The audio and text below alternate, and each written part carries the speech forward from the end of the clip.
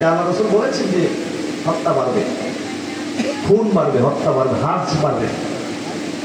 এমনকি এমন পর্যায়ে যাবে যে হত্যাকারী নিজে জানবে না কেন আমি তাকে হত্যা করলাম, এবং নিহত ব্যক্তিও জানবে না যে কেন আমাকে হত্যা করা হলো। লা ইয়াদরিল কাতিলু ফীমা ক্বাতালা, হত্যাকারী জানবে না কেন আমি তাকে হত্যা করতে গেলাম। নিহত ব্যক্তিও জানবে না যে কি অপরাধে আমার কি করা হয়েছে। এই যে মব ভায়োলেন্সের মাধ্যমে যে হত্যা করা হচ্ছে, হত্যাকারীও তো বলতে পারতেছে না যে কেন হত্যা করলাম। হুট করে কিছু দুষ্ট মানুষ একটা আওয়াজ তুলে দিল, মনে করেন চোর চোর, ডাকা ডাকাতে, আর মানুষের আশেপাশে শীত পাটকেল লাঠি সোটা যা আছে সমানে কুকুরের মতো পিটাইয়া মাইরা ফেললো। মারার পরে খবর শুনলো যে আসলে সে চোর ছিল না, ডাকাত ছিল না, আসলে কিছুই না। তখন সে আফসোস করে, হায় হায় আমি তারে কেড়ে হত্যা করতে গেলাম। হত্যাকারী কি জানে কি কেন হত্যা করছে? আবার নিহত ব্যক্তি বলতে পারতেছে না যে আমার অপরাধটা কি ছিল, কেন আমাকে হত্যাকারীরা হত্যা করলো। এই নিহত ব্যক্তিও বলতে পারবে। আল্লাহ রাসূল ১,৫০০ বছর আগে ভবিষ্যৎবাণী দিয়ে গেছেন, কিন্তু ১,৫০০ বছর আগে বাংলাদেশে আল্লাহ রাসূলের সেই হাদিসের বাস্তবতা আছে নাকি না? আছে।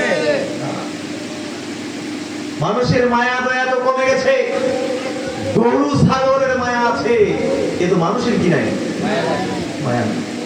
এই যে সমানে পিটাচ্ছে, উপাচ্ছে, আশেপাশে যারা আছে এরা রক্ষা তো করছেই না, বরং আরো ভিডিও মোবাইল দিয়ে কি করতেছে, ভিডিও টিডিও করতেছে। হ্যাঁ, মনে করতেছে দারুণ, আরো ভালো করে কোপা, এইটা না আমার ভিডিওটা আরো স্মার্ট হইতো, আর এইটা যদি আমি ছাড়তে পারি ফেসবুক ইউটিউবে, তাইলে ভিউ যথেষ্ট পরিমাণ ভিউ হবে, কিছু ডলার আমি ইনকাম করতে পারি।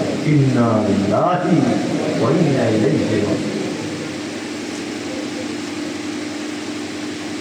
এই জন্য আল্লাহ বলেছিলেন উলাইকা কালানাম, এরা মানুষ না, এরা চতুষ্পদ জন্তু। বালহুম আদাল, এরপর বলছে শুধু চতুষ্পদ জন্তুই না, বরং এরা চতুষ্পদ জন্তুর চেয়ে আরো কি নিকৃষ্ট। মানুষ যদি খারাপ হয় তাহলে পশু এত খারাপ হইতে, পশু এত খারাপ হইতে পারে যে মানুষ যে খারাপ? হাজির।